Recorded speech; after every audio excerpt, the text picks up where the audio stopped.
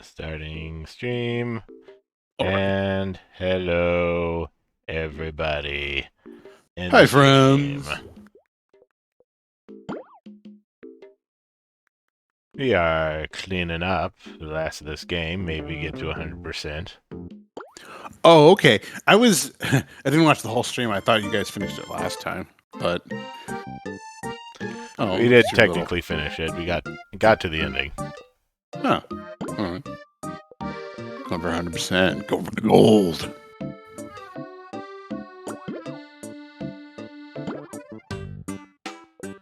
Find the Hidden Rock 3. Apparently, it is still somewhere over in the town. Who dat? Who dat? It's a bat. It's a Who dat? It bat. What do you think about that? Bat from the dead. Bat to the Bat future. from the dead. Yeah, bat to... Hello, everybody. Wow, there's a lot of peanut in the chat, huh? That's my fault. What did you do, Jonas? I needed to have a moment I needed it to feel like the GDQ Twitch chat for a minute. I see. So Instead of Fraker Z, just it's like, Peanut. I see. So, how's everyone doing? Well, did you mean us or? Well, I mean, you're the ones who are like able to answer with your mouth holes. That's true. I've had a day. Yes, you have. I didn't even want to like get into the details of it all because I'm Yeah. gonna start ranting. But Yeah, no, you've had to deal with some bullshit lately. I've had a journey. Some Okay, real bullshit. Well, you know the nice thing about bullshit is that enough of it will you kind of go around in a circle akin to the hero's journey where you get apathetic for a while and you just like I don't care anymore, and you just let it wash over you, and then eventually it builds up to a point where you're just like fuck this, I do actually care. And that's when you pick up the lightsaber and start carving out some shit. Yes. Let it be known, everyone, Jonas has a for real lightsaber. Yep. Got it right here. Got it made by the Mythbusters. That's right, they do that. Yeah. They can make real lightsabers now. Yep, that's true. I saw it on YouTube.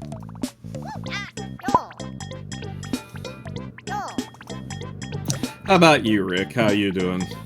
I finally got my new car today after it being put off for like a week and a half. That's awesome. Oh, joy. Was it like being delivered to you? Like, what was going on with that? Well, I ordered it to CarMax. Oh. Yeah, they do deliveries between their locations. So I actually did not know that. That was in Georgia. That was the best version of a 2019 Kia Sorento I could possibly get Nice. for a decent price. So Mm-hmm. it arrived, and apparently the windshield was cracked, and it took forever for them to repair it. Ew. Wow. Well, on the other hand, at least they didn't just give you a car with a cracked windshield and be all like, well, that's your problem. At least they didn't give you a car that was cursed. You know? I mean, that remains to be seen. Yeah, that's true. Don't put the car before the horse. Just turn the ignition. If you hear any like unearthly moaning, you know, then it's probably cursed. I mean, that is a decent way to determine, yes.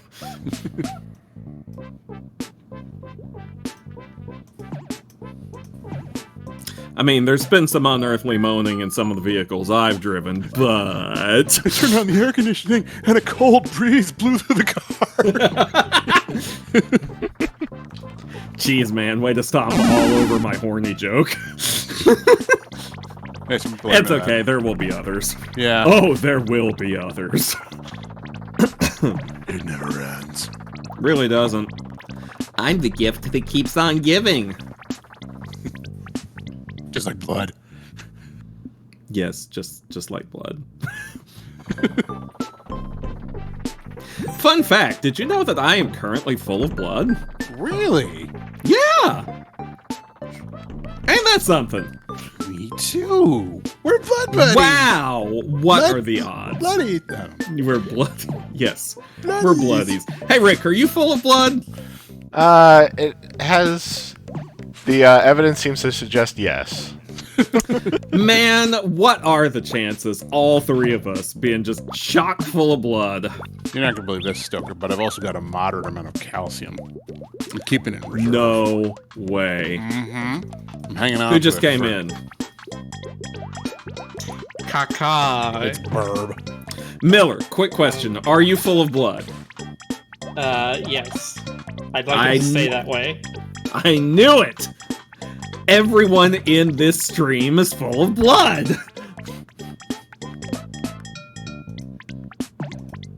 Are you really full of it, though? It's like I a am part very of you. much full of it. Everyone's told me so.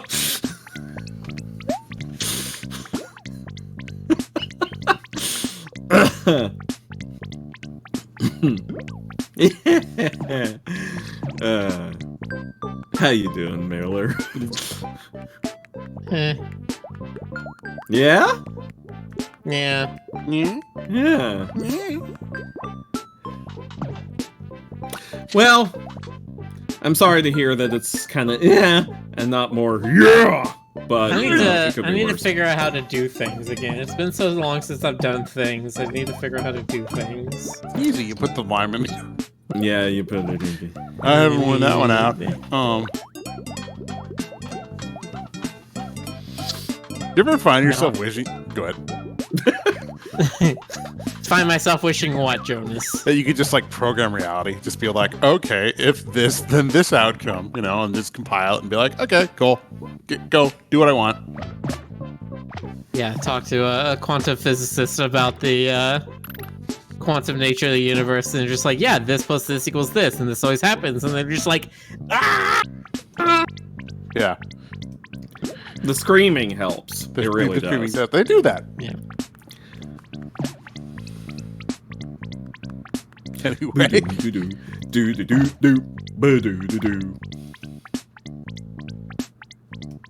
Boxer, I'm tempted to ban you for that, for putting that in my head. What Boxer do? You're self-accepted. No! How dare you blaspheme?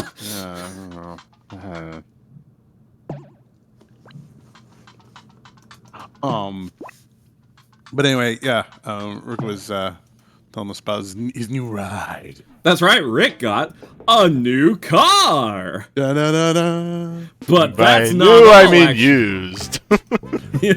Well, you know, it's new to you. But CarMax like buys its cars wholesale from car rental companies and things like that. Yeah. So they're usually car pretty dang well taken care of and low mileage. Yeah, rental places usually only run their cars out to a couple thousand miles and then just sell them to CarMax. That I way did they not always have know any top of the this. line new cars for people to be the nicest things instead of having to worry about actually maintaining them in the long term. Because if you sell them that soon, you can get like 85% of the money you spent, right? Everyone's like, oh, your car loses half its value when you go off the lot. It's like, well, not always. No, it takes a couple Yeah, years. I was always skeptical of that statistic. It sounded like one of those kind of like bullshit things people make up off the top of their heads. Mhm. It's one of the things where somebody got mad that their car was worth half as much in 2 years, and now they're like, oh, every car does this. Ugh. The cars that are worth like a ridiculous amount, yes, those plummet in value pretty quickly. You say that, and yet I had a neighbor who would buy a new Porsche every year by trading in the previous year's Porsche, and so he always had the current year's or next year's Porsche. Was your neighbor loaded or? Yes, mean- my neighbor owned oil, There's the apple. owned an oil rig and his own brewery. I was gonna say, when you said your neighbor owned oil, I was like, all of it? He owns the very Yes, he owns concept of American oil. oil. He's a Rockefeller. Damn. Oh, well, there you go. That may also have had an impact on his purchasing decisions. They're not gonna. Rockefeller. Oh. Just saying. Look, he could have been. Rockefeller sounds like a Pokemon, like an Earth type.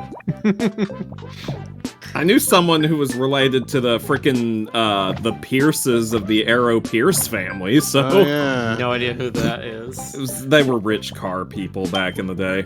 They made like 20s and 30s automobiles back They when. made 20 and 30 automobiles. Back when cars weren't aerodynamic at all. And were just They made 20s and 30s automobiles, but it was like the 60s, so nobody was buying them. But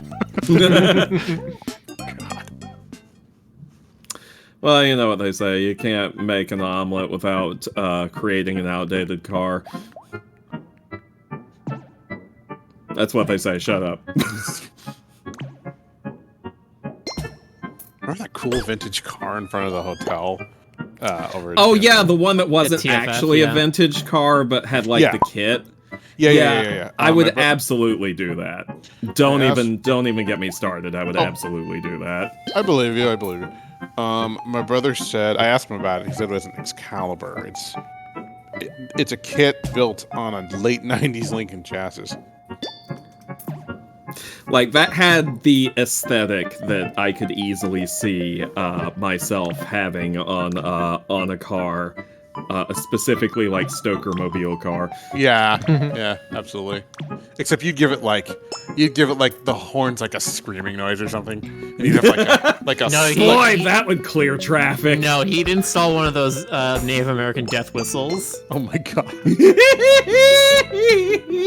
and like No, I mean I wouldn't do such a thing. yeah, and the hood ornament is like skeletal or something, like there's like silver skull face or some shit. Jonas, please. Not in the middle of the stream. We're supposed to keep things Twitch safe. Meanwhile, I've got like my dream car is like a Jeep or something. Yeah, that does have Jonasy energy. Genergy, I call it. I'll be like, can I get a camo paint job? I wouldn't actually do that. That would be Yeah, that'd be dangerous, Jonas. No one would be able to see Yeah, you. I'd blend in perfectly with the camouflage background.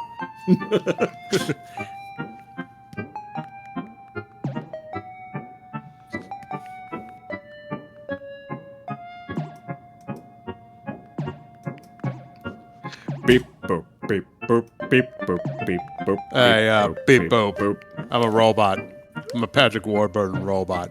Beep boop. That's I'm happy for you, man. Beep boop beep boop beep boop beep. I'm boop, computing beep. some real serious stuff right now. I'm even happier for you. Dude bro von Broen dude. That's right. Don't you forget it. That's Baron Dude Von Broen Dude to you. Okay. Wow. I thought we were pals.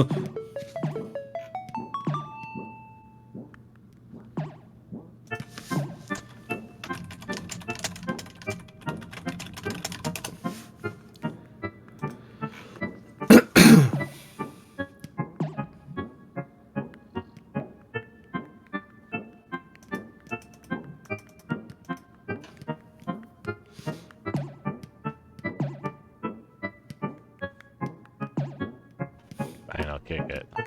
It's freaking music, man.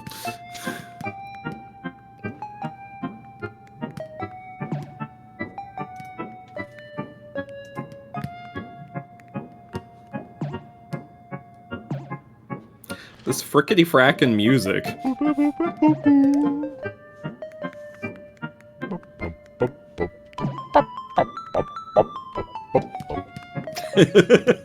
Exactly. Rick is grooving.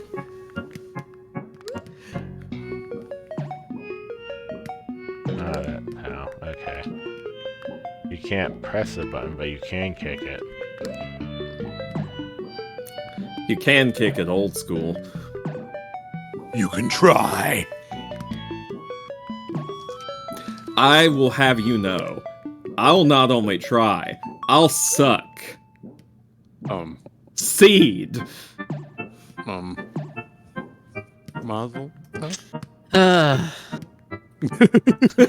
Bob Stoker. Bob Stoker all the time. I can't read it from over here. Someone else pop him. Quick, call somebody in Louisiana and tell them that Stoker needs to be popped. There's a number for that, right? Yes, it's the Stoker, the Bop Stoker Yeah, hotline. Remember, the Stoker that you bop could be your own.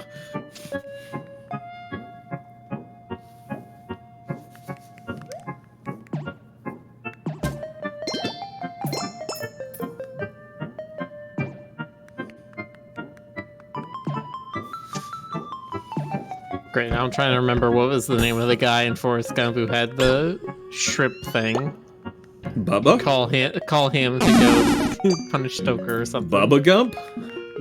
Wasn't that his name? Was it? No. His name was just Bubba. Oh. Bubba Gump was the name of their shrimp company.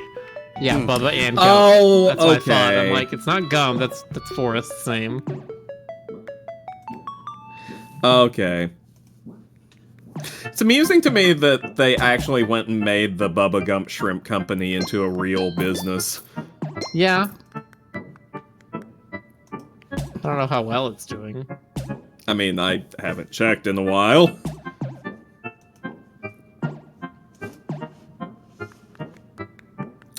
I do know that Gump was a big celebrity.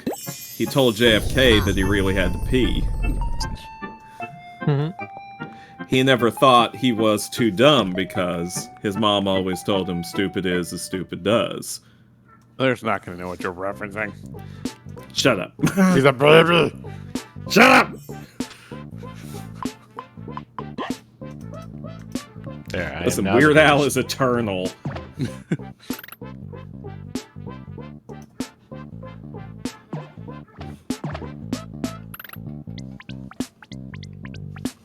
Doodle-doo, boo-doo-doo-doo, a-doodle-doo, boo-doo-doo-doo, a-doodle-doo, boo-doo-doo-doo. I'm looking at the Bubba Gump Wikipedia page, and there's just a section called Chris Pratt. Why is there a section called Chris Pratt? When actor Chris Pratt was 19, he was discovered while working as a waiter at the Bubba Gump Shrimp Company in Maui, Hawaii. He waited on the table of actress-director Rae Dong Chong, who had starred in one of Pratt's favorite films, Commando. Chong offered Pratt a role in a short movie she was directing. So he fanfared over her, and she's just like, well, you want to, like, be an extra in this thing? And he was like, yes! And that was literally the start of his acting career. I mean, it does seem to happen that way sometimes. All the luck. I can't believe that even in a conversation about Bubba Gump. Yeah, and Chris Pratt shows up, yeah. Chris Pratt is inescapable. It's one of those 6 degrees of Chris Pratt kind of things. Oh god, yeah, is there a 6 degrees of Pratt sort of thing now? I'm sure there is. There has to be. I mean, he's been in everything now. Literally everything. Even the He's Bible. in this call right now. Yeah. Jonas, have you seen Mario movie yet? No, I was thinking about it this weekend, maybe. Okay. I actually saw it yesterday. I forgot to mention it on stream.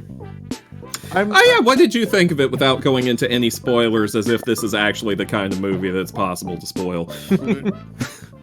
I mean, there's one thing that surprised me near the end. I'm just like, really? That they're going with that? But yeah, I thought it was fine. I like that there were so many, what was I saying? I like that there were a lot of little references and leitmotifs and all that kind of stuff, and little, like, tidbits and background stuff. But they didn't aggressively call them out to be just like, hey, you remember this thing? Isn't it funny that it's here? It's like, no, it's just there. One of the ones...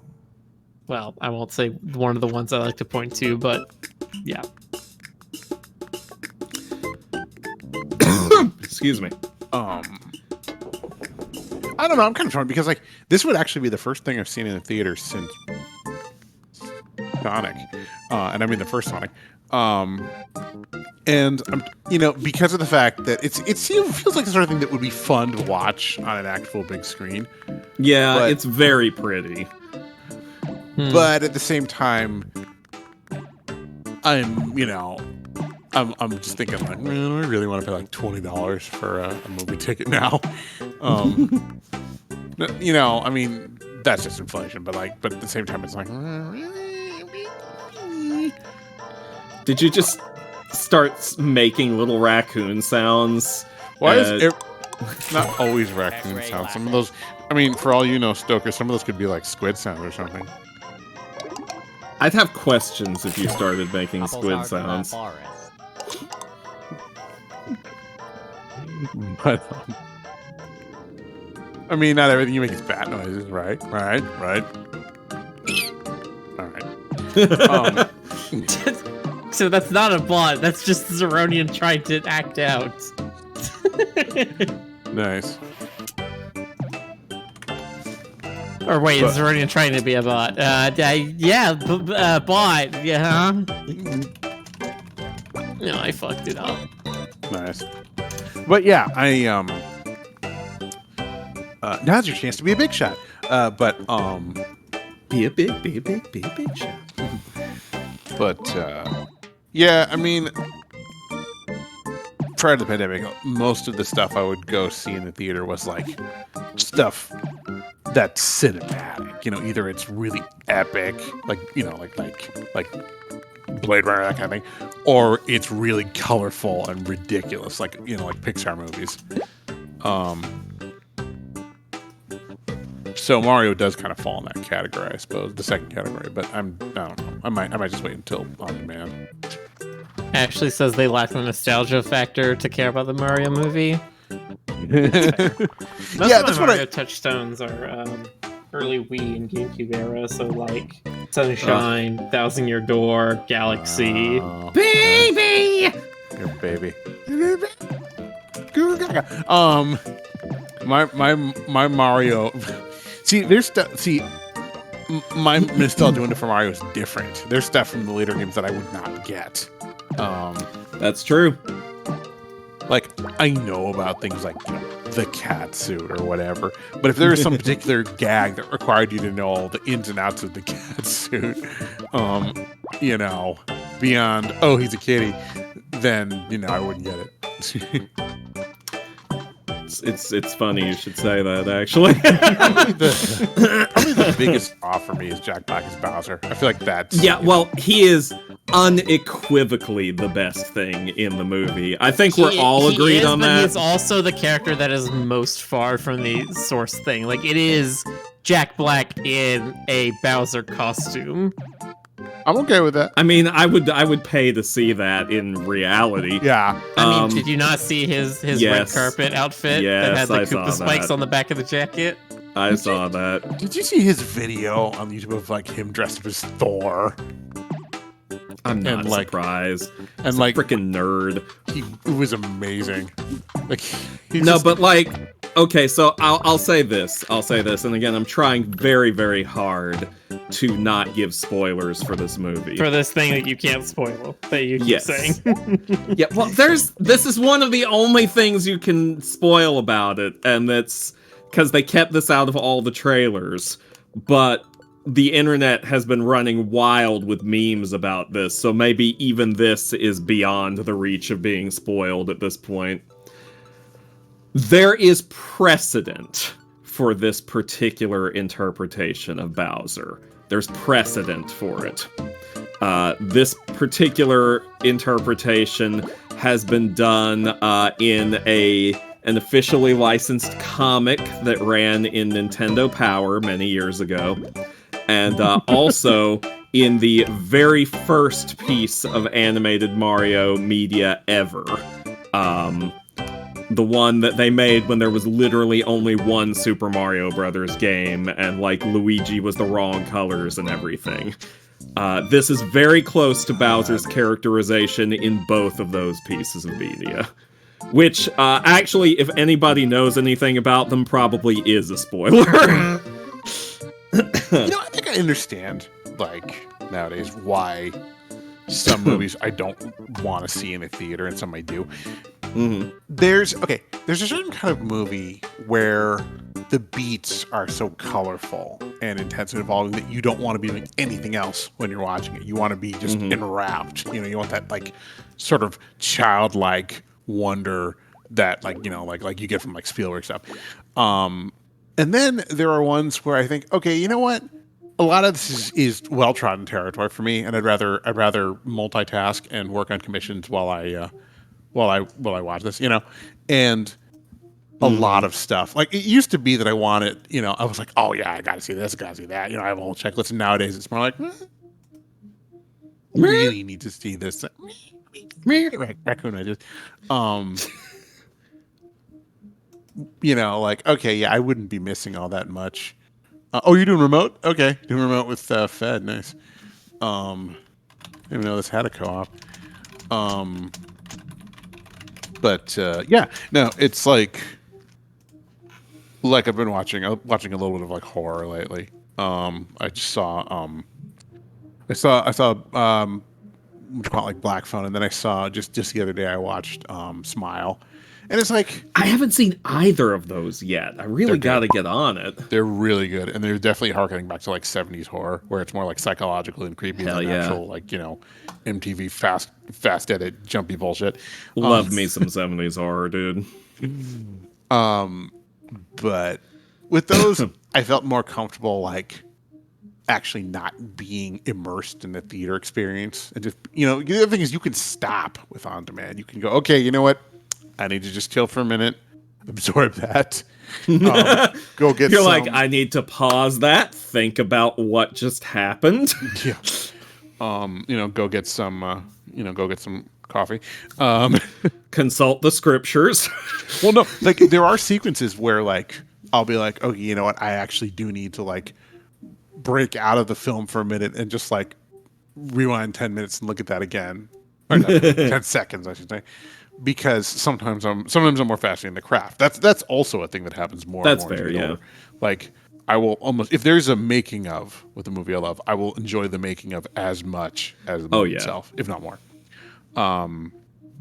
Man, I gotta say, another movie I saw recently, I've been loving all the behind the scenes stuff that's being posted about the D&D movie. Because apparently I didn't fully realize, but they went like all in with the practical effects with certain scenes and characters that I did not even realize at first were fully practical. Everyone has been sending me the gif of the bird character. Yes, his name is Jarnathan. He is an Aarakocra.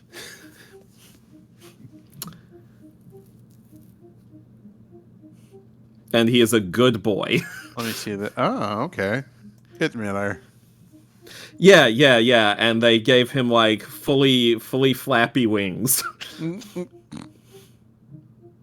I like how sort of... I look at it and it reminds me very heavily of the Skeksis. Well, they're bringing Skeksis back. Okay.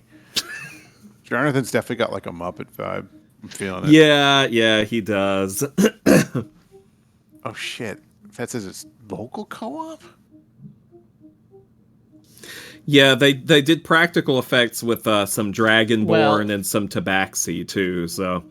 Even if it's local co-op, that's fine, because you're doing the remote play. That's Steam's thing for faking local co-op.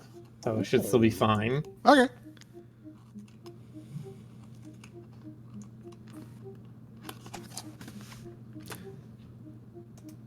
You know, they've been doing a lot of practical stuff on is the Star Wars D Plus series. And not always, but more often than in the past. And to me, it looked a hell of a lot better than the fucking prequel saga computer-generated bullshit. No I have way. no interest in watching any of these Star Wars shows, except the new season of Visions. Oh, yeah. That's right. I completely forgot about that. Nice. The new season of what now? Star Wars Visions. Have Which you is seen that? like Oh, that's the one that the bunny compilation. waifu came from, isn't it? Yep. Yeah, did you see? So the trailer for the new season, which the new season's coming out on May the 4th. Of course it is. Of course it is. One of the shorts is by the people who do Wallace and Gromit. Oh my god. And you can very clearly tell because it's that same style of claymation. That's crazy. But it's Star Wars. You know which what's funny? is very interesting. I thought it was all Japanese studios for Vision, but I think the first one was. oh, okay. I think the first one was very anime, and this one they're opening it up a bit more. That's awesome. I'm super gonna check that out. A lot of the early ones, and even one of the ones I've seen in this pack of animations, like they just have laser katanas as lightsabers. Like it's a slight curve to it, and it ends in a sharp point instead of being like the cylinder that we all know. You know, I'm not like an uber Star Wars geek. Like, there is a bunch of stuff from the 2010s that I just didn't even bother with. Like, I don't know anything about Asuka, or probably not saying your name right, or Close enough. Or blue guy with the red eyes. That's Thrawn. He way predates the 2000s. Okay, whatever. No, he's talking about what's the guy that's got the breathing tubes? What? Yeah, the Ahsoka? teeth. Yeah. Oh, I thought when you said blue-faced guy with red eyes, I immediately went to Grand Admiral Thrawn. I'm hold on. No. He's talking about the cowboy guy. I can't remember his name. Yes. Cowboy Bebop at his computer? Yes. No, what the fuck is his name? I can't Cad remember. Bane, that's it. Yeah. Cad Bane. Got it, Yes. Yeah. Like Cadbury cream egg? Sorry, go on. He's the Force user assassin. Yeah, it's like I know all of those. I understand that there's some history with these characters, but like, I cannot be asked to like watch all of the series. I mean, even though I know that some of them are good, I just no. Like, I'm not gonna go back and watch like, the Clone Wars series or anything like that. So I am at best a casual Star Wars fan. Yeah, like people are excited for Ahsoka or whatever, and it's like, cool for you. I'm like not gonna go back and watch Rebels or anything. Right. Okay. Well, I'm excited about Ahsoka because I love Rosario Dawson. She's great. And I enjoy Mandalorian because of like Bryce Dallas Howard and Jon Favreau. I almost said Jon Stewart. Jon Favreau bring to it. Don't you remember when Jon Stewart was on Star Wars? I mean, would it be that surprising? Jack Black was in one of the episodes of Mando. He was. It was so weird. They had Jack Black, they had Lizzo, and they had freaking Christopher Lloyd all in one episode. It was weird. How weird was it? I mean, I couldn't stop. I couldn't stop seeing them as who they were instead of their characters. It was that weird. What if that just is who they are, Jonas? What if they just are their characters now? Yeah, thank you. He's more Star Wars than man now. Yeah, they implanted the stars and the wars in him during the war among the stars. No way. But yeah. What would you prefer to do among the stars? Make love or make war? Nice. I mean, if you're asking me. Star Wars. Okay, no, Los Dos. Yeah, Star Wars like, as long as it's pantsless, I don't care. I like my wars like I like my partners, pantsless. Exactly. In space, nobody wears. In space, as most sensible species, they do not wear pants. Jon Stewart was. Or what's the phrase, Rick, you use on all the HC sheets? I mean, most sensible species, they wear a minimum of clothing. Yeah. You know, I'm reminded of the conversation that Carrie Fisher had with George Lucas about how no one wears underwear in space. It was she trying to argue that? Like... No, he was explaining that no one wears underwear in space because of the zero gravity. Like, your underwear could float up and get in the way. That's... It's interesting logic. something like that.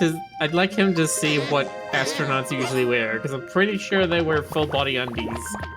Like, What was it? but the whole thing was like, okay, so I'm just gonna read you the excerpt. This was from her memoir, her 2008 memoir, Wishful Drinking.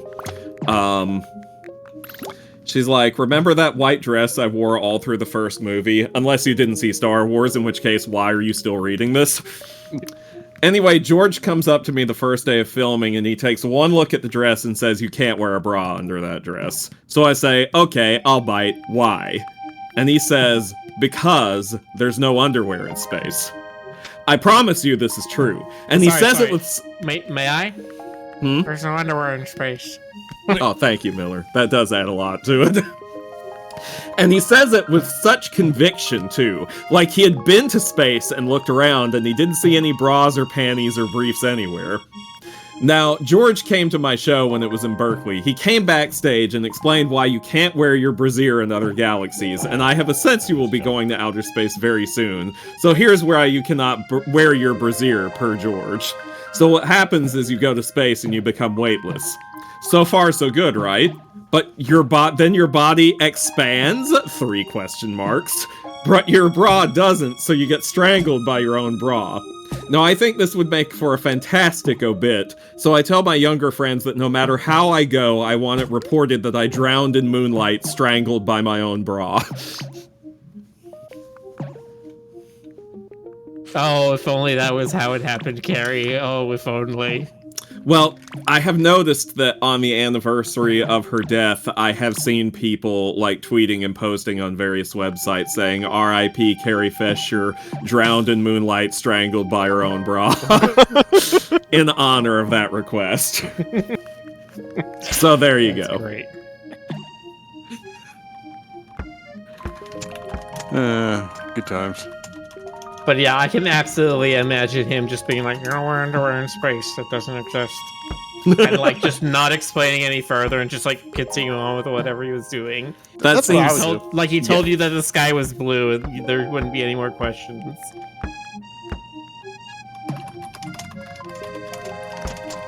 The other one's fed, right? Yeah.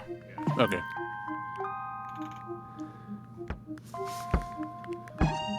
Oh. Okay, fine. I'm just coming down. All right.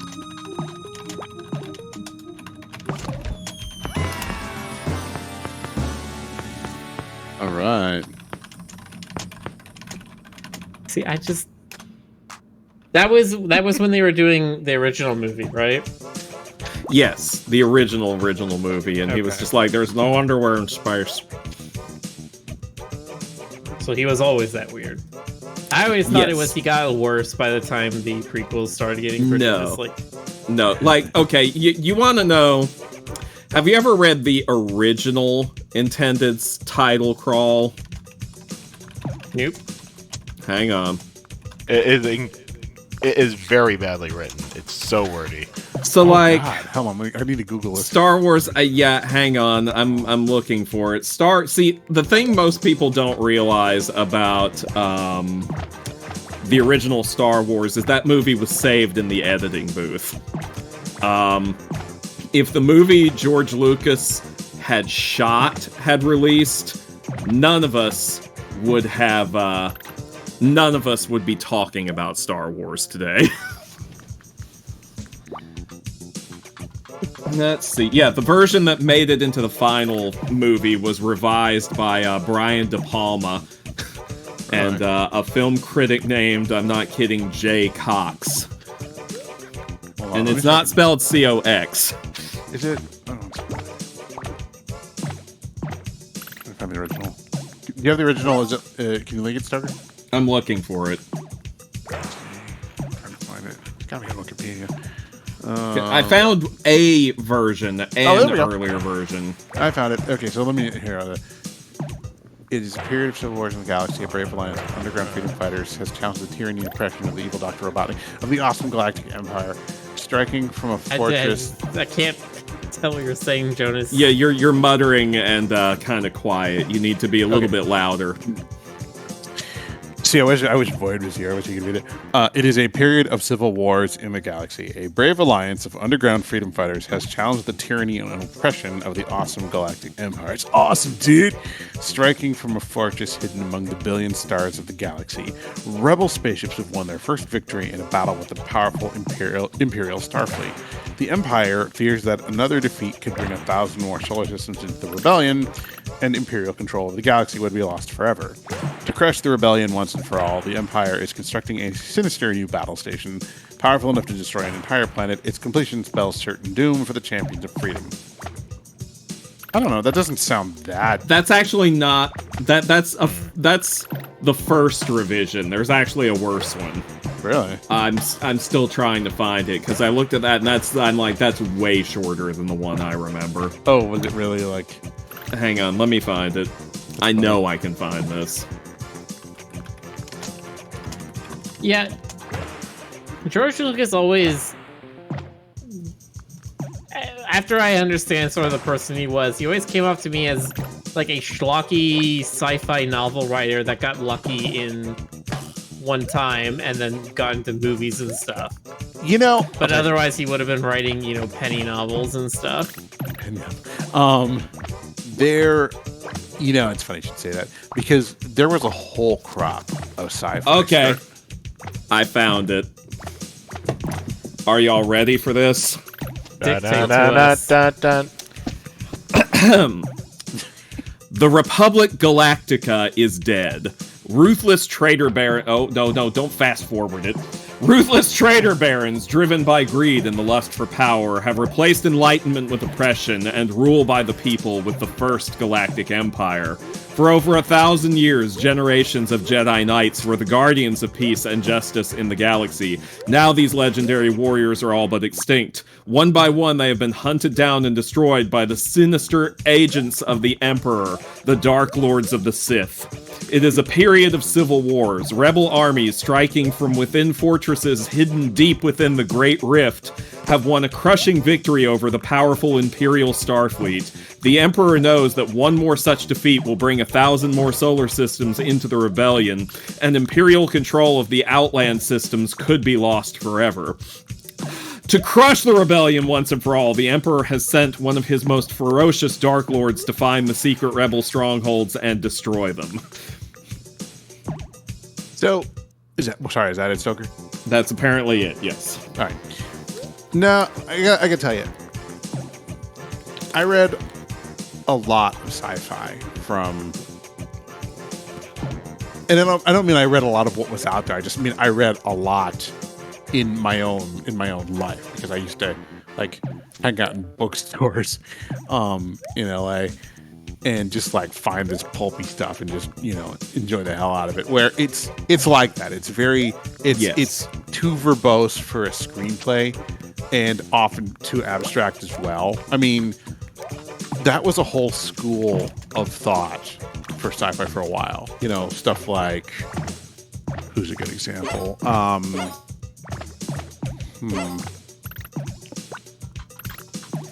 Maybe Heinlein. I don't know. But Philip Jose Farmer. I mean, God, lots of Ursula Le Guin. There are a lot of writers like that where it was just the stuff was really dense, and it would have definitely taken condensing the film down. And Lucas is clearly kind of drawing on that a little bit. I think what happened was that in part is due to stuff like Star Wars, where sci-fi became a more popular movie genre, and people started approaching it with the attitude of, okay, this needs to be a little bit Hollywoodized to begin with. So yeah, it was also showed that sci-fi didn't need to be super nerdy. You didn't need to have people talking about actual technologies or something. You just have a story that was taking place in space, but was a very human and down-to-earth story at its core. Yeah.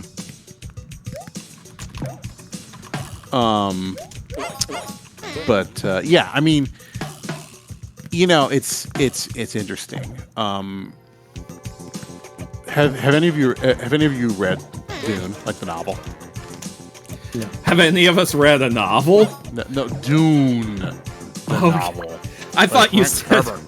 I thought Really you read just a said, novel? "Have any of you ever read a novel?" I'm like, no. Have you ever read a Like, fucking book? God, I I've remember never this. read a book ever. Yeah. I remember this one fucking clickbaity article headline that was like, "Could Pennywise be a boggart like in Harry Potter?" And someone on Twitter's caption of this was like, "For the love of God, I'm begging you, read another book." But yeah, I think what has happened now is there have been several generations of, science fiction writers and movies. We're getting to a point where things have kind of come around again, and people are perhaps, I don't want to say they're envisioning stories in cinematic ways, but it definitely has a different quality to it now.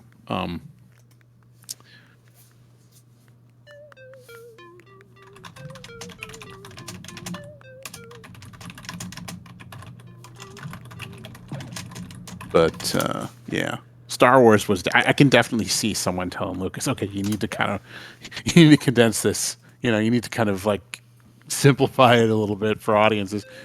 And that's not necessarily a bad thing. I think. George, you got some good stuff here, George. I'm gonna need you to focus it down a bit, okay?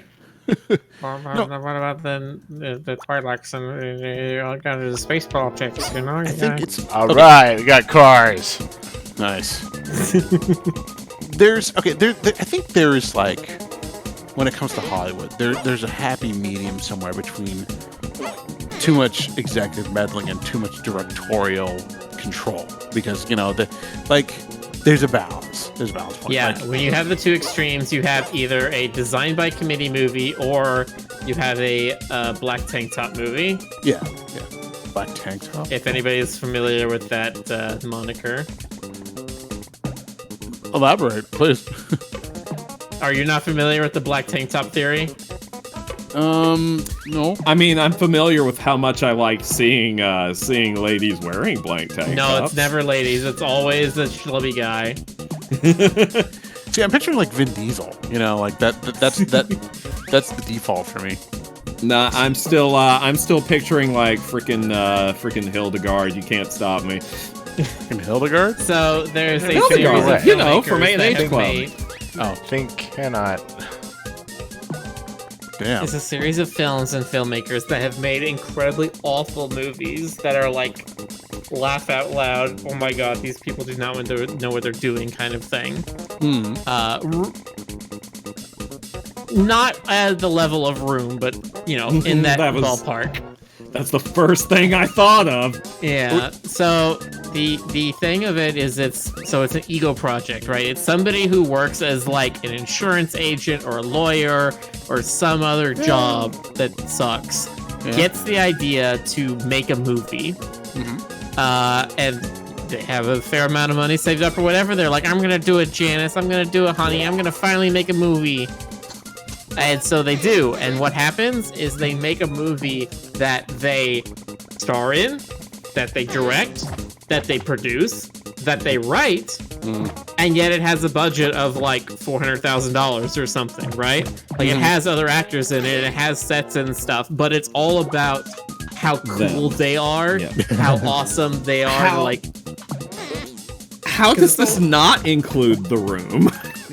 well, because The Room doesn't have a scene where they're in a black tank top. That's the thing of the black tank top movies, is a lot of these movies, the star of the movie, he walks around in a black tank top because they're trying to mimic Rambo or Predator or all of those kind of action movies, and they're trying to be action heroes. Neil you know what? You're Breen right. is probably the one you're familiar with, that in his movies he does wear a black tank top. Neil Breen. Freaking Jonas. I need to tell you about. It looks really familiar. Yeah, he's made some. He's certainly made some things that are technically movies. I feel Neil like I've Breen seen this- movies are an experience, God. and somehow he keeps making them. Yeah. I both love and hate this sort of thing. Now there are. I'm going to be contrarian. There are sometimes examples where small budget passion projects like that can actually work out well. Like, have you ever seen Primer? Well, they can, but not when they're an ego project. Again, these movies are trying to have the guy who funded the whole movie and is starring in the whole movie is trying to be Rambo. Right. Like, the movies are always completely uninspired. It's always, bad thing is happening to neighborhood or in the workplace or in thing, and only this guy can save us. I love that. I love that. I love, like, it becomes like an inadvertent art piece because it says so much. It says more about the filmmaker than the story. Yeah, I mean that if you wanted to expand this and like include things that didn't specifically have the main guy running around in a black tank top, you could also just as easily call these midlife crisis movies. Yes, very much so. Oh God. Hey Stoker, does Penders fall in that category? It's not a movie. He's not making movies, but Penders is his own category. And yes, All right, I know. I'm gonna put a he link in Penders. Twitch chat and in our channel. This is where the black tank top theory was coined. Is from this YouTube channel called Red Letter Media, where they watch bad movies and review them. Yeah, Rick. Rick, you've got a gift from IKEA up there. Yeah, I know.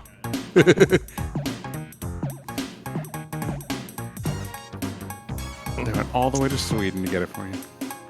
Go get it. Pikuniku 3! The prequel. Pikuniku 3ku!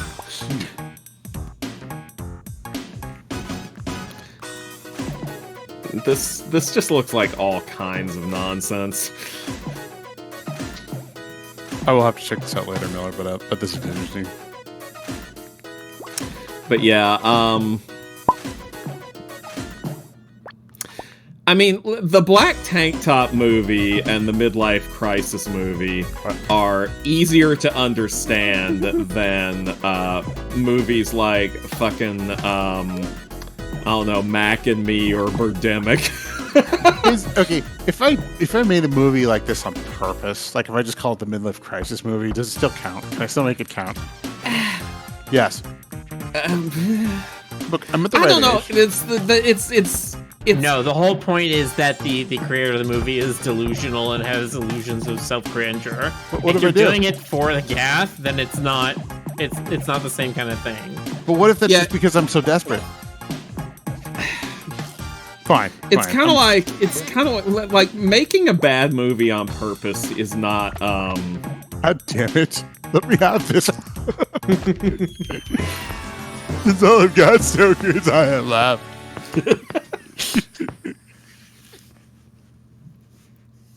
Yes, this is very much like Knuckles Chaotix, actually. God, You know, I'm not sure Knuckles I've ever played. Chaotix. I know the characters, but I don't think I ever played that one. Where they're like linked by rings that are tied Yes. together. Yes. So here's how Knuckles Chaotix works. All right. You have all of the characters. Okay. Well, you have one player character. It's starts as Knuckles by default, but it does not have to stay Knuckles through the whole thing. And this character selects their partner from basically a claw grab machine. And you kind of have control over which partner you pick, but there is an element of chance to it. And then you and that character will play through the next level linked by a ring. And of course, everybody knows, Knuckles, Vector, Charmy, Espio, Mighty. A lot of people forget there are two playable robot characters in that game named Heavy and Bomb. And each one of them has slightly different abilities. And Espio is the coolest one because when he stands still, his sprite will start changing colors because he's a chameleon. And it's I just- honestly thought those three were from Sonic Heroes. nope. The way they call them Team Chaotix in Sonic Heroes because they are from Knuckles Chaotix, the only Sonic Universe game that was ever released on the Sega 32X. You know, I'm kind of glad that the Sonic movies are gradually introducing characters and building the relationships rather than just being like, okay, here's everybody. Here's like 8 freaking, you know. Also, no, it's good for them to do it gradually. But also, I should say that Mighty the Armadillo actually predates Knuckles Chaotix because he was from an arcade game, a Sonic the Hedgehog arcade game, which had him, Sonic, and a character named Ray the Squirrel as playable Which was characters. technically the first 3D Sonic game, if I remember correctly. Yeah, it's Isn't that interesting? I wish Sega would re-release some of that stuff instead of constantly re-releasing the Genesis games. I do not remember this Sega arcade game. Was this? I mean, it was an arcade game. So this was released in America. I don't know for sure Because I don't never remember saw for this. sure. I never saw this anywhere. Well, Jonas, evidently you just weren't at the cool arcades, were you? Aww. That's okay. I didn't see it anywhere either. Oh God, it's cooperative. I mean, Y'all I never gonna die. I never saw any Sonic arcade games. I don't think. So, Go on. Knuckles Chaotix is a fascinating, ill-conceived, kind of unfinished mess of a game. I played the beta for Sonic Crackers, horribly, and as I understand, they used the mechanic later on in Chaotix. Yeah, it was this the ring tether mechanic? Yeah, same thing, right? Yeah. Yeah, that was somebody compiled it compiled it as ROM. It wasn't complete, but it was, you know. Yeah, it was. I don't know exactly what they were thinking with that. They were throwing stuff at the wall and seeing what stuff. Yeah, they really were. Sega did not know what to do with Sonic. From the years 1992 to 2023.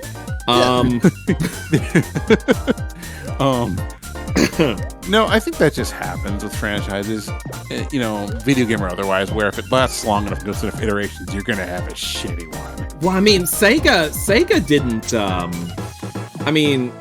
Sega's had issues with Sonic from, almost from game one. Because, Right. yeah, well, I mean, okay. The original Sonic the Hedgehog has a killer first level, Green Hill Zone.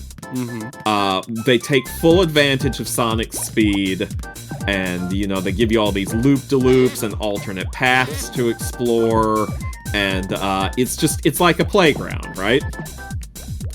But the rest of the original Sonic the Hedgehog never quite manages to recapture that. Because, what do you get immediately after that? You get the marble garden zone with all those slow passages of riding blocks through lava. And, the rest of the game falls into, kind of traditional, stereotypical platformer tropes rather than taking advantage of the speed and the playground aspect that Green Hill Zone has. Because, like I said, they didn't know what they were doing. And then it's fine. It's not as good as the first level. It's fine. And then you get to Labyrinth Zone, and that's when most people quit playing. Almost Labyrinth. The underwater one. Oh, yeah. Yeah. So, with the rest of the Sonic games, they were still trying to find the right balance. Something that people don't, a lot of people don't know is that Sonic the Hedgehog 2 and Sonic CD were developed simultaneously by different teams. Yeah. Doesn't surprise me. And both of them were kind of sort of like trying to tackle the problem of like, okay, what went wrong with the first game after the first level? And they both kind of took slightly different approaches to that. Yeah. I feel like... Go ahead. I was gonna say, I feel like to me, like the absolute pinnacle of the 2D Sonic games is Sonic 3 and Knuckles. And I do specify and Knuckles, because Sonic 3 by itself is just too short. I loved Sonic CD slightly more than Sonic 2. Sonic CD is fascinating. Yeah. I feel like there was a whole crop of ideas there that... Yeah. I would love to see them revisit the time travel mechanic, but make it, like, I don't know, work a little better. But, alright, fair enough. Adding Tails was a definite improvement. Yeah, Tails is extremely, extremely good and important and valid.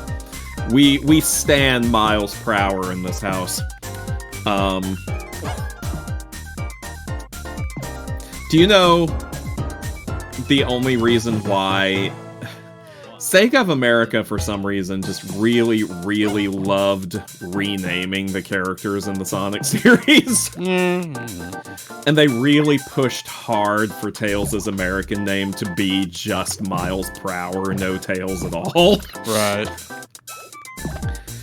Yeah, I always wonder that, because I'm just like, wait, why does this Japanese character have a name that references miles? Yeah, right? No, so they... It's fun watching you two kick each other. Yeah, so basically, like, Sega of Japan got them to compromise by being like, okay, fine, his real name can be miles per hour, but Tails is his nickname. That's what everyone calls him. And he's like the only Sonic character whose naming convention is that, because of that. I mean, as far as we know, it could be that all of them are going by nicknames and they all have weird real names that we don't know Rouge about. probably doesn't give away her real name. Right? I mean, the Archie Sonic Riders wanted Sonic's real name to be Ogilvy Maurice Hedgehog. No. No. Not allowed. I mean, I remember it was stupid. I don't remember it being that stupid. So, like, Maurice was given as his middle name in a throwaway joke in, like, the very first issue, where he was like, I don't know, Speed or Adventure or something like that is my middle name, and then he was like, actually it's Maurice, but don't tell anyone that. And then fucking Ken Penders picked that up years later and actually made it canon instead of just being a throwaway joke. Wasn't there an episode of the Saturday Morning Show where Sally called him Sonic Hedgehog? Oh, she called him that once or twice, yeah. What if that's his full name? I mean, it might be. I mean, like, frickin'... If you've seen have you seen the Sonic Boom clip where Sonic's like, again, something or other is my middle name, and Knuckles is like, I thought your middle name was the.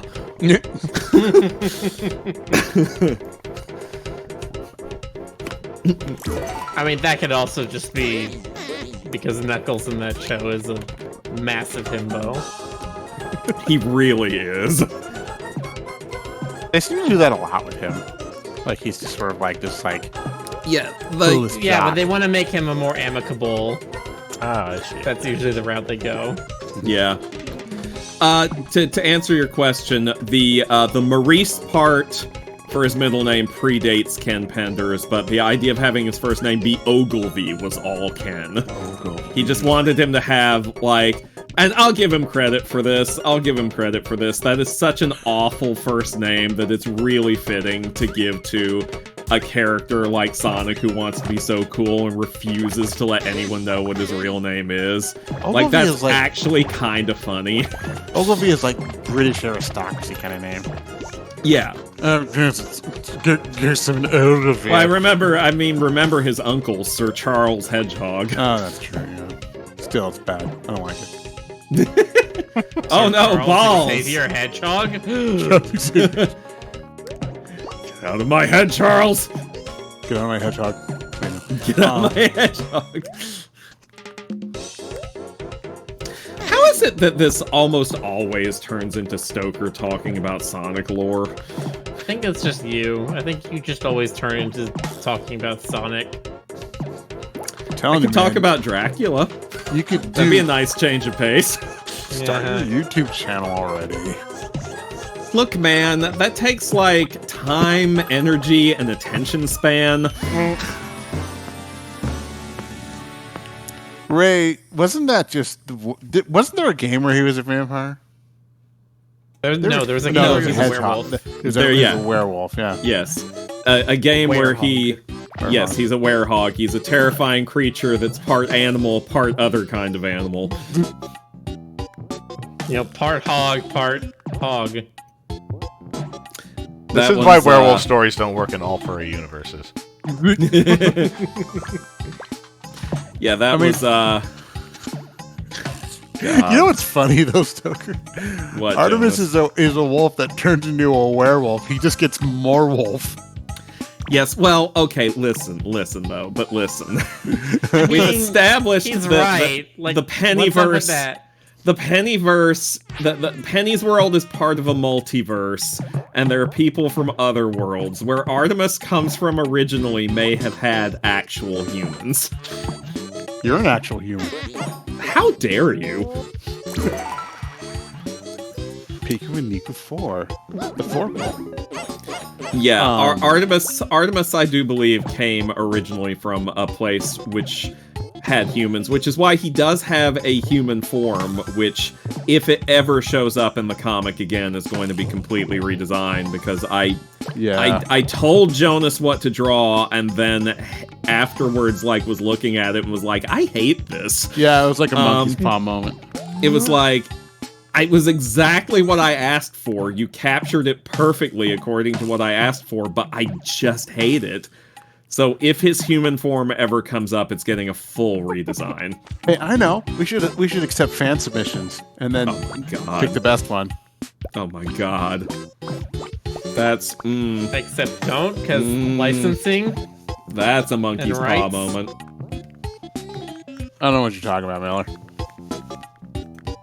What could possibly go wrong? What could monkeys possibly go wrong? You will never be able to publish. That's what would happen. Fingers?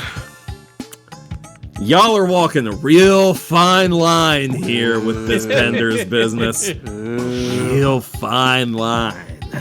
Look, man, if you wear the hair trigger on your face like a post-it note, people are gonna push it. That's not how hair triggers work. The hair trigger is actually made of hair. It's a mustache. Okay, you know what? Y'all are fired from Metaphor. Now we know why it's a hair trigger. I can't believe you. We got too far for you. I can't believe you. On this, the day of my prom. Gorgonschmorgen. Yes, thank you. What? On this, the day of my cousin's bachelor party. Yeah, true that. I keep thinking it's March. I was gonna say my Ides of March preparation party, and it's like, no, it's not. It's not March. Well, I appreciate you being willing to take a stab at it. Oh. Sorry, is that too soon? See, my brain don't worky at this time of night. I can't do this snark off with Stoker. Yeah, you gotta get up pretty late in the morning to keep up with me.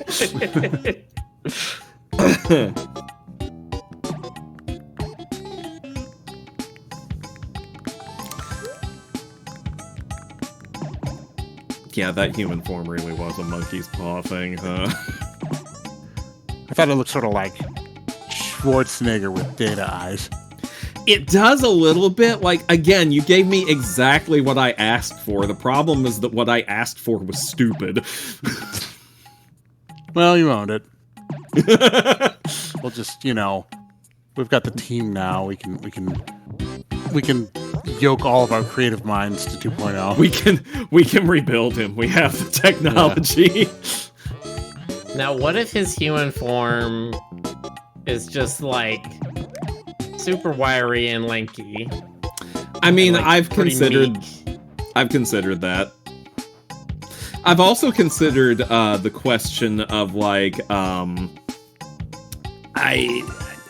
maybe I shouldn't say too much about this because I still haven't decided certain things yet. I'll say it anyway because I think this is an interesting concept.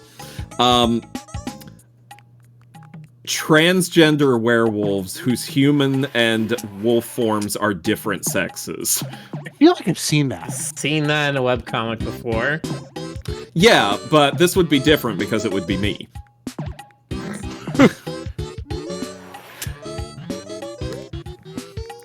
But I don't know. I like it as a concept. I really like it as a concept.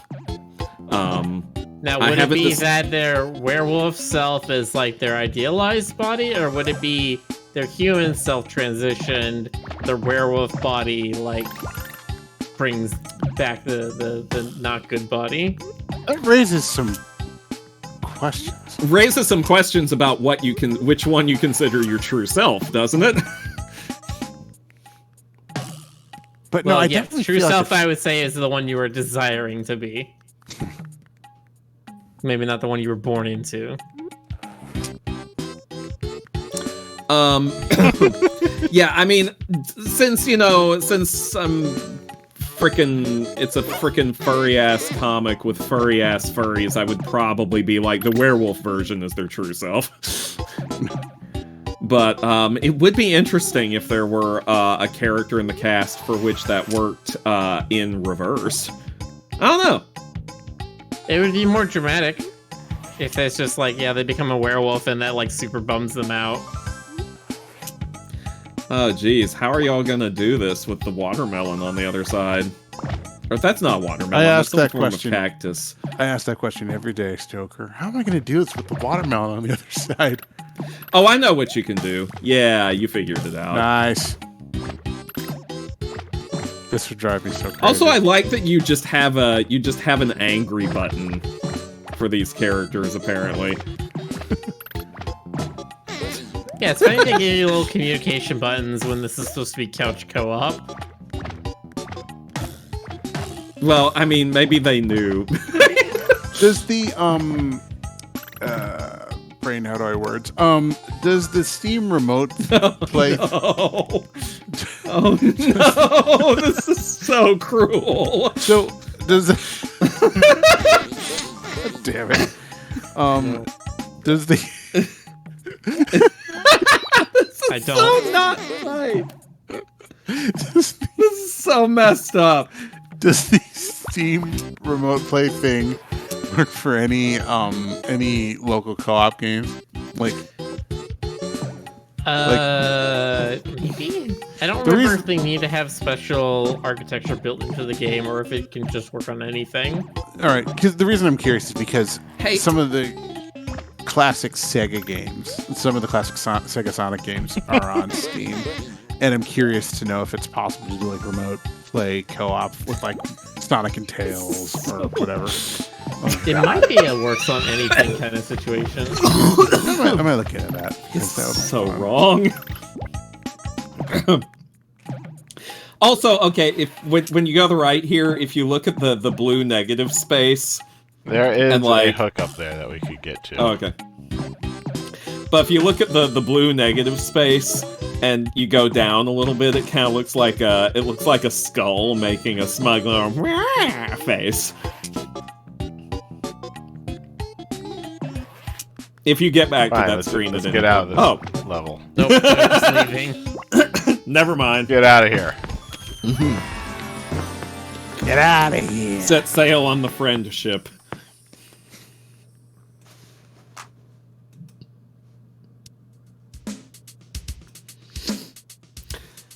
TGTF stuff that isn't permanent is dicey either direction you do it in, really. Well, yeah, I mean, Well, well, not unless they like both of them.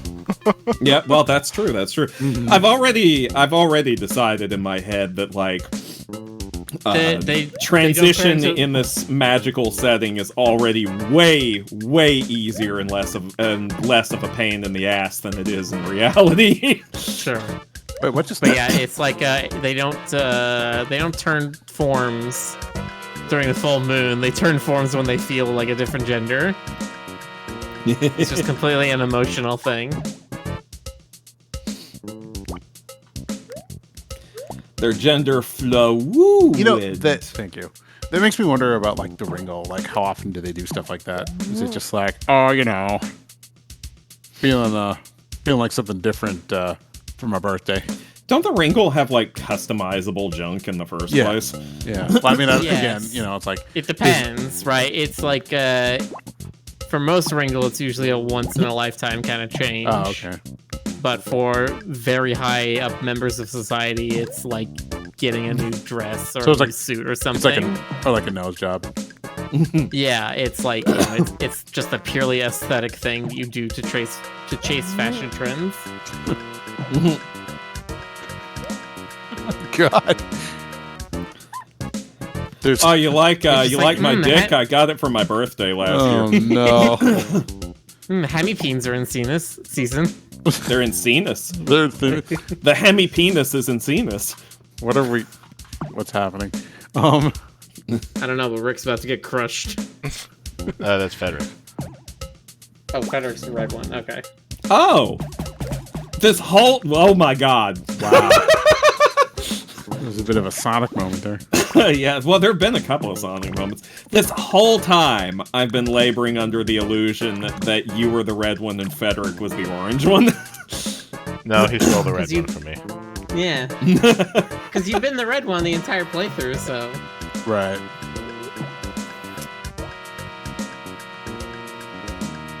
Future is now. Yeah, whatever, dude. You're in space.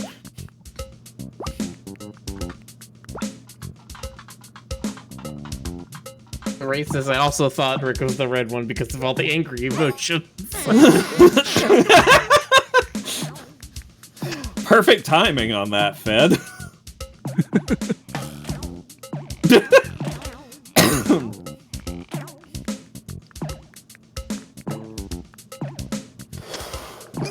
That makes me wonder if there are any like null Ringles, but there's just nothing. Oh no. Sorry, if there's a what? Like Null null Ringles, Ringles. but there's just none. You know, no. They got the Sure. Barbie and Ken procedure. or something like that. Guess there'd have to be like a horse. Anyway, The aesthetic package.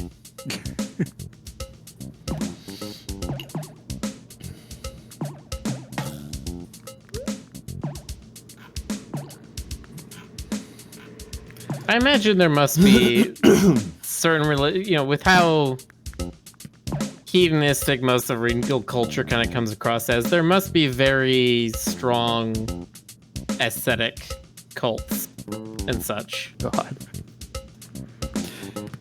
I see that going in very strange directions. Absolutely. Man, I like world building. I don't like writing anything down. That's fair. That is a mood and a half. It's like, why can't I just make all the stuff that's in my head show up on the screen without going through my fingers? I do recommend. Well, I mean, I do recommend the use of mind maps for ideas that you want to describe in complex ways, but not necessarily with like prose. You know. Man, I tried mapping my mind once, and it ended up looking like that Okay, Escher painting. Yeah. Thought you were like a spider web. That's Yeah, how the they're rock. supposed to look.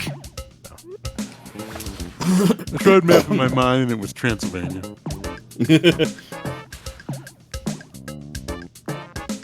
No, Drakon, stop that. We could go back to... Son of a... Y'all are bad tonight. Y'all are being bad boys. He found a trophy, Piku and Niku.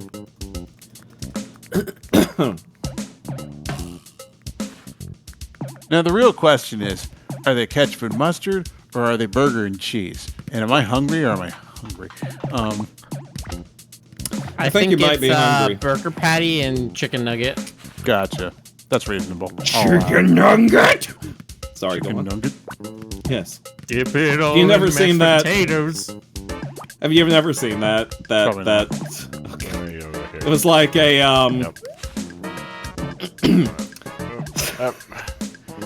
I think it started as a Tumblr post where like someone just posted this text post and they're like, "Welcome to McDonald's. Would you like a fucking cheeseburger?" And then someone reblogged it and was like, "Please, I just want to see my wife again." And the original poster reblogged that with like, "Chicken nugget." I think about that every day.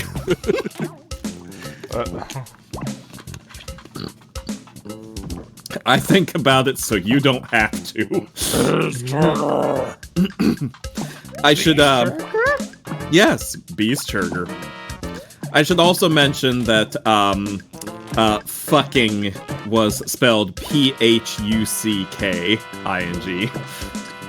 in that particular instance. Just in case anyone was, curious. I can set that curiosity to rest for you.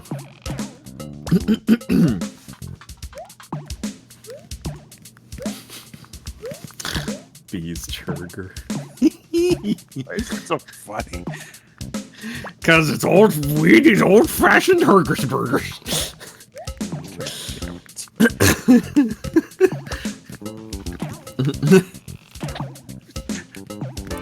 Hey Jonas, you want to get the McNaldos? We have the it. Stop. What about Bumkerkerg?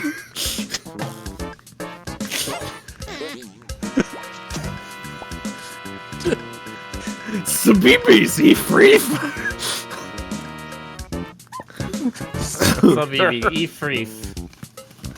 Oh my god, why is that so funny? Oh, it's Sabubby. Sorry, I'm sorry. I got my gibberish confused for a moment there.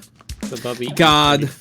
Oh, hey, someone found a dub of the McDonald's thing and linked it in the chat. And by someone, I mean Simon.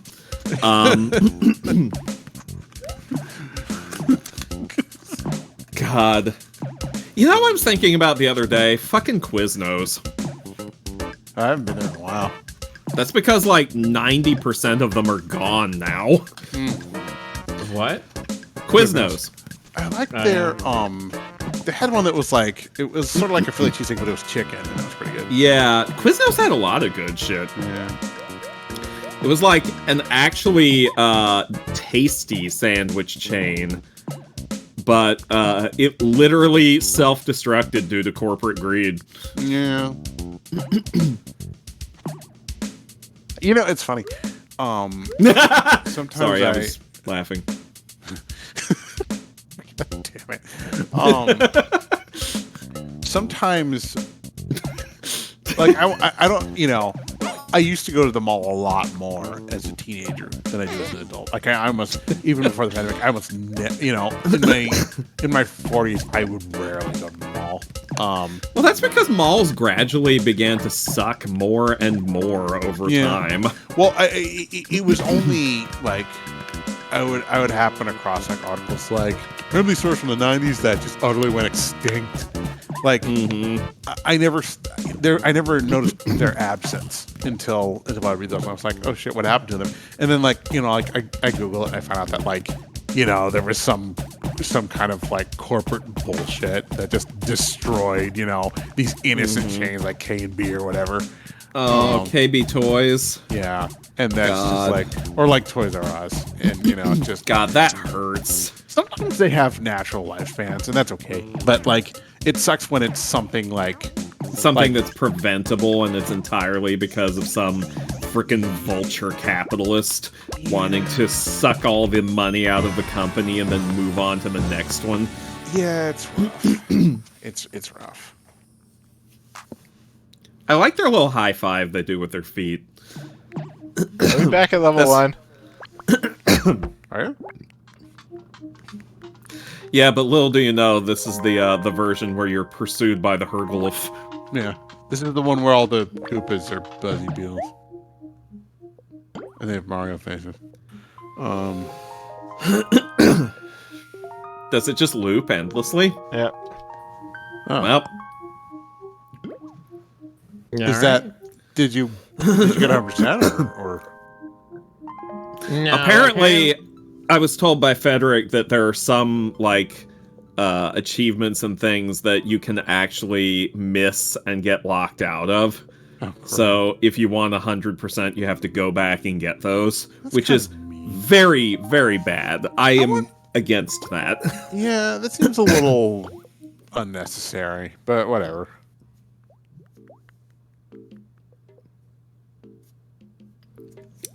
Well, what do we do now? Too bad there's not a 4-man mode. God, can you imagine? That'd be so dumb. Niku, Sneaku, and Clyde. Clyde. And George. You look so gorgeous in your gorget, George. Could start Gravitas or Jack boxes. Yeah, I'm down for that. We have enough time for well, no. Oh, hold on. We There's have still enough some for our stuff. Mel. Let me Okay. see. No boxer. We're not doing that. I'm I see I'm wearing a breaking shirt out. with it now. Hey, I really like what you did on this tree. Made it to a custom T-shirt. I wrote it online and they made stuff with the size, but hey, it's still a cool T-shirt. Nice. Nice. I know. It's the coolest one in town now. Man, that dude is such a trendsetter. Coolest guy in town. Wow.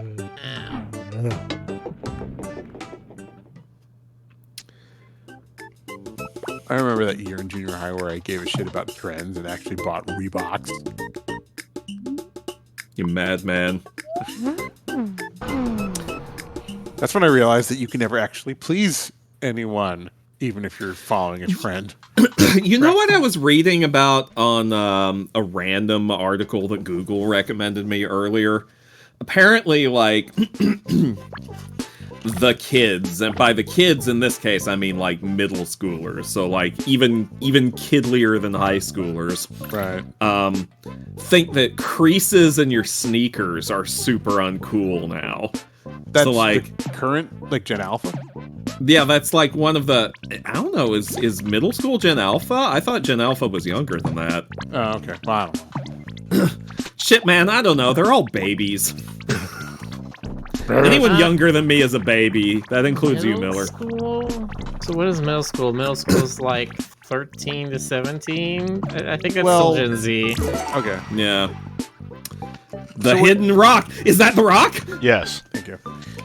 So, how do you avoid having creases in your sneakers? I mean, You have to like I mean, buy shoe protectors. if you bend shoe your- crease protectors. all right.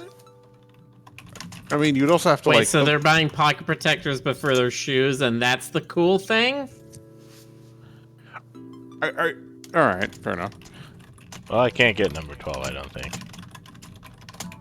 Oh, is this one of those lockout ones where you have to have done it right from the get go? Yeah, that's dumb. That is dumb. I don't like that.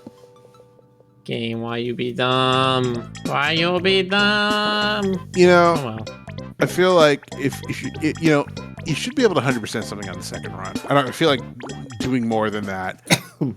If you have to do 3 runs, there better be something beyond 100% that's really cool that's unlocked on the third run. You say that, and I 100%ed Elden Ring, and that takes 3 runs at least, because there's 3 distinct Okay, endings. yeah, but Elden Ring is different. Okay, so Souls 100% games- achievements is not possible here. Because, Souls games are designed to punish you. Sorry, go on. remember that Nintendo game that I was playing with the duck? Yeah? You need to get $9.99 on that in order to get the achievement. Fuck I mean, that. Yeah, come on. man. I mean, apparently there is a way you can angle it so that you can just stand still and it bounces off your head endlessly. It looks like it but- uses subpixels for that. Yeah, fuck that. Absolutely fuck Nope. that. 109% fuck that.